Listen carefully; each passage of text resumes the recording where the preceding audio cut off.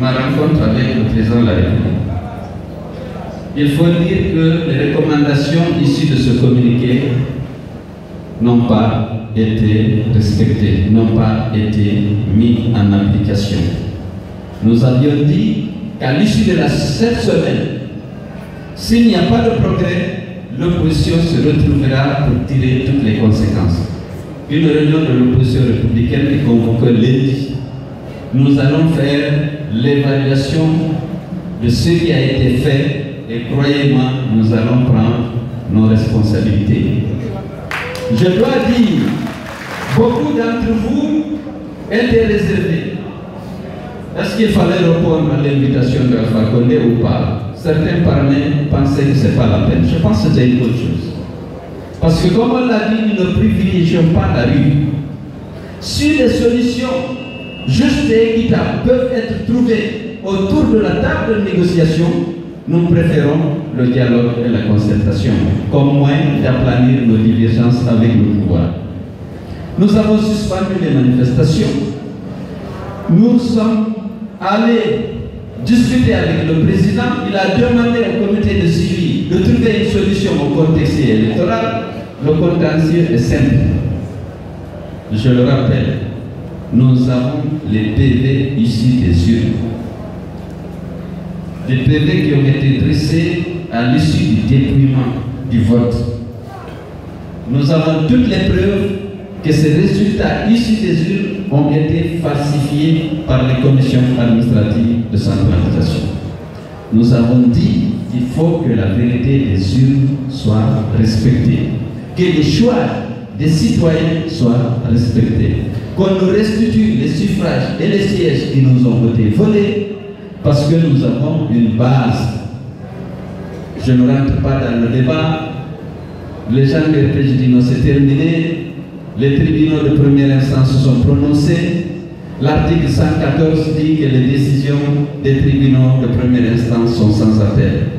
Mais avant l'article 114, il y a l'article 85, l'article 86, l'article 87 et suivant qui stipulent qu'en aucun cas un PV ne doit être annulé ou falsifié.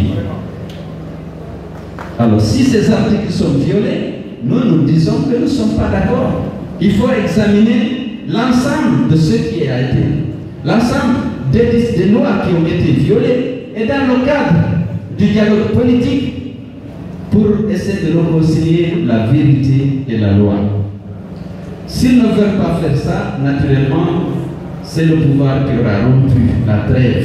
Nous avions accepté qu'il y ait une trêve pour essayer d'obtenir la réparation des préjudices qu'on a subis autour de la table de négociation par le dialogue politique. S'ils ne veulent pas, c'est le pouvoir qui aura rompu la trêve. J'avais pensé, comme beaucoup d'entre vous, qu'après cette rencontre, qu'on allait entrer dans une dynamique de décrispation, d'apaisement. Mais malheureusement, depuis, les arrestations arbitraires ont continué, les détentions de nos militants, les condamnations sévères infligées à des militants de l'UFDG, des mineurs qui sont détenus depuis février dans les prisons du Breka, nos militants qui ont été arrêtés à l'INSA et qui sont détenus à Kindia, 25 personnes. Même lorsque le juge les a acquittés, a prononcé un non-lieu, le pouvoir a fait appel et ces gens sont encore détenus. Alors qu'au niveau de l'INSA, il y a eu des réconciliations, il y a eu réparation des préjudices et les gens ont écrit au tribunal de Kindia pour dire qu'il n'y a plus de problème. Après ma rencontre avec le président de la République, je pensais qu'on allait rentrer effectivement dans une dynamique d'apaisement. Mais ce n'est pas ça. Ibrahim Kamara a été jugé et condamné à une peine sévère. Les militants de Marega sont encore détenus à Farana. Les militants de Kalinko, de l'UFDG, parce que c'est eux seulement qu'on a arrêtés. Ils sont 53 détenus à Farana. On continue, malheureusement, à harceler les militants de l'opposition. Et vous avez suivi la dernière fois, on a dit qu'il faut convoquer les leaders de l'opposition qui ont signé la déclaration d'information sur les manifestations. Nous n'allons pas continuer à être naïfs avec M. Alpha Condé. Nous privilégions le dialogue, mais nous ne sommes pas naïfs. S'ils ne veulent pas qu'on rentre qu'on maintienne l'atmosphère de décrispation, mais écoutez, il faut qu'on tire les conséquences. L'opposition va se retrouver, on ne prend pas la décision au niveau de l'UFDG, l'opposition va se retrouver lundi et va tirer les conséquences. Parce que aujourd'hui, la convocation des leaders de l'opposition qui ont signé la déclaration d'information pour la dernière manifestation, pour essayer de leur rendre responsables des violences qui ont été déclenchées par les forces de l'ordre, c'est une provocation. Il faut que vous soyez préparés.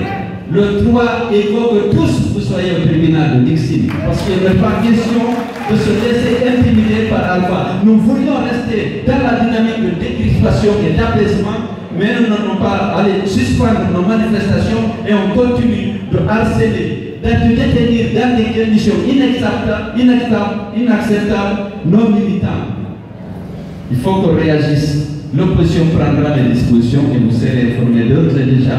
Je vous invite tous à vous mobiliser pour le 3 mai pour aller au tribunal de Dixie, accompagner les leaders de l'opposition qui ont été injustement convoqués et auxquels on veut attribuer les conséquences des violences que les forces de l'ordre ont déclenchées lors de la dernière manifestation. Je vous souhaite un